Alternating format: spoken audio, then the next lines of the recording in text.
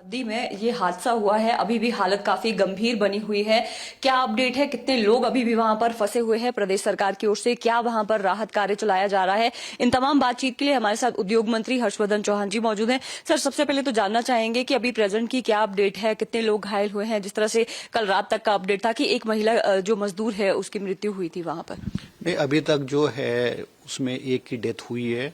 30 लोग जो है वो जो इंजर्ड है उनका उपचार चला है, कुछ का पीजीआई में चला है, कुछ का वहीं लोकल हॉस्पिटल्स है, प्राइवेट है और सरकारी में है। और 13 लोग अभी तक जो है मिसिंग है।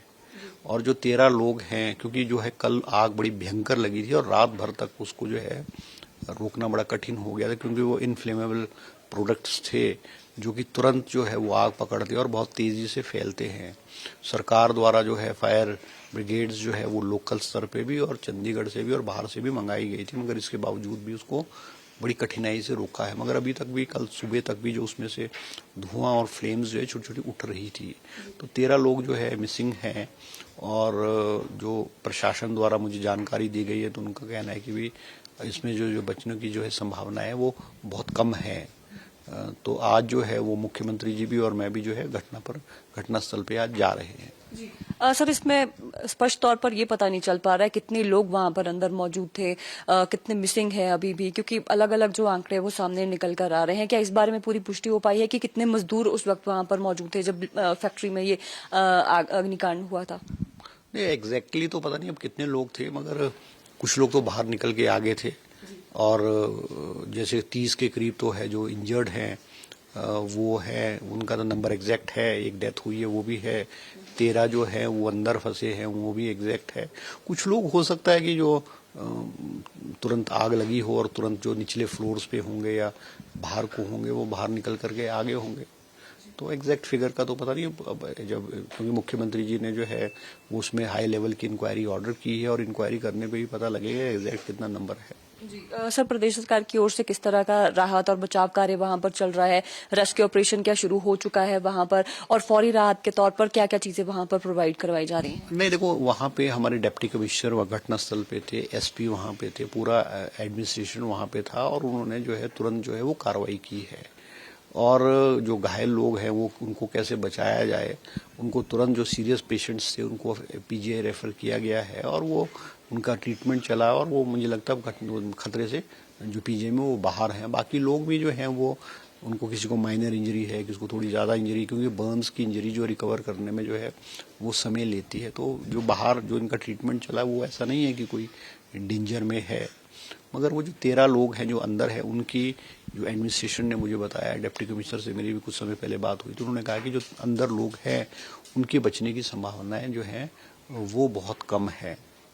और इसमें जो है पुलिस द्वारा जो है वो एफआईआर भी जो है वो लॉन्च कर दी गई है और मुख्यमंत्री जी ने हाई पावर इन्वेस्टिगेशन, इंक्वायरी की इन्वेस्टिगेशन के लिए भी कर दी और उन्होंने भी प्रारंभिक जो है वो जांच जो है वो आरंभ कर दी है। इतनी बड़ी घटना हो गई सर, कारण क्या है इसके? कौन इसके पीछे? हम कह सकते हैं कि लापरवाही कहाँ से हुई है? नहीं, तो लापरवाही तो जो है फैक्ट्री लेवल पे, मैनेजमेंट लेवल पे ही हुई होगी। अब वो जो इनफ्लेमेबल प्रोडक्ट्स हैं, जो उनका रॉ मटेरियल है उसको बाहर से आता होगा, उसको वो किस तरह से हैंडल कर रहे होंगे, वो प्रोसीजर जो है उसको अडॉप्ट कर रहे होंगे, नहीं कर रहे होंगे, फायर सेफ्टी मेजर्स जो है उस फैक्ट्री में हैं या कि नहीं है, ये सारे के सारे अब जांच का विषय। कहीं ना कहीं लापरवाही तो मैनेजमेंट लेवल पे, administration level, factory management level पे हुई है, तभी तो ये घटना हुई है और इतने लोगों की जान गई है, जो कि बहुत दुखद है। जी। लेकिन प्रदेश सरकार का भी इस बारे में कहीं ना कहीं थोड़ा उदासीन सा रवैया नजर आ रहा है। ना तो मुख्यमंत्री की ओर से कोई स्टेटमेंट आती है, आपकी ओर से भी कोई स्टेटमेंट अभी तक फिलहाल इसमें हम ऐसे वो नहीं देख रहे हैं, क्योंकि काफी ज्यादा वहां पर स्थिति गंभीर बनी हुई है। ऐसा क्यों देखने को मिल रहा है? मुख्यमंत्री जी ने कल जो है सारी की सारी घटना की इंक्वायरी के ऑर्डर किए हैं और उन्होंने संवेदना भी व्यक्त की है। मैंने भी जो है किया है। मैं तो खुद भी कल रात को दुबई से जो है वो आया हूं और मुझे तो इस घटना के बारे में जानकारी भी बहुत लेट प्राप्त हुई है। मगर हम मुख्यमंत्री जी खुद और मैं भी जो है डिस्ट्रिक्ट एडमिनिस्ट्रेशन, पुलिस एडमिनिस्ट्रेशन और सभी से जो है संपर्क साधे हुए हैं और हमने कोशिश कर रहे हैं कि भाई उसमें जो है कल से लेकर के रात से लेकर के लगे हुए हैं उसमें। जब कभी ऐसी बड़ी घटना होती है उसके बाद ही हम कह सकते हैं कि प्रशासन जागता है कि आखिर इस तरह की घटनाएं क्यों होती है, क्योंकि ये पहली बार ऐसा नहीं हुआ है जब इंडस्ट्री में इस तरह की चीजें देखने को मिली है। क्या आने वाले समय में कार्रवाई की जाएगी और इस तरह की घटना रिपीट ना हो उसके लिए क्या कदम उठाए जाएंगे भविष्य में? नहीं, देखो, निश्चित रूप पे घटना बहुत दुखद है, बहुत बड़ी घटना है, ऐसी घटनाएं नहीं होनी चाहिए थी और कहीं ना कहीं लैप्स तो हुआ ही होगा और फायर सेफ्टी मेजर्स नहीं होंगे, हैंडलिंग ऑफ जो रॉ मटेरियल है, जो इन्फ्लेमेबल और इस तरह का जो खतरनाक पदार्थ है उसको किस तरह से हैंडल किया जाता है, कैसे उसको स्टोर किया जाता है, ये सारे का सारा एक जांच का विषय है और इस तरह की घटनाएं ना हो। मुख्यमंत्री जी ने भी आदेश दिए, मैं खुद भी वहाँ जा रहा हूँ और हम देखेंगे कि और फैक्ट्रीज में भी जो और फैक्ट्रीज है हिमाचल प्रदेश में उसमें जो फायर सेफ्टी मेजर्स है, लेबर की वायलेशंस नहीं हो, इस तरह की चीज़ें जो है वो निश्चित रूप पे जो है हम सख्ती से इसको लागू करेंगे और जो है वो फोरेंसिक की जो फोरेंसिक की टीम है जुनगा से, वो एडमिनिस्ट्रेशन ने उनको भी कहा है आज वो मेरे ख्याल घटनास्थल पे पहुंच जाएंगे या पहुंच गए होंगे और वो सारी की सारी विस्तृत रूप से जो है जांच की जाएगी कि भाई क्या कारण रहा है।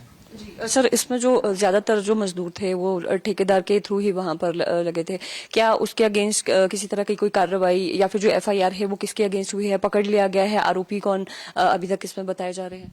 नहीं, देखो, एफआईआर तो हो गई है, एफआईआर तो मैनेजमेंट के खिलाफ एफआईआर हुई होगी क्योंकि लापरवाही तो मैनेजमेंट लेवल पे हुई होगी और ठेकेदार भी, अब सबसे बड़ी समस्या ये भी है हिमाचल प्रदेश में या पूरे देश में, क्योंकि फैक्ट्री के लोग जो हैं वो लेबर जो है एम्प्लॉयमेंट देते हैं वो कॉन्ट्रैक्टर के, ठेकेदार के माध्यम से देते हैं ताकि उनको सैलरी भी कम देनी पड़े और जो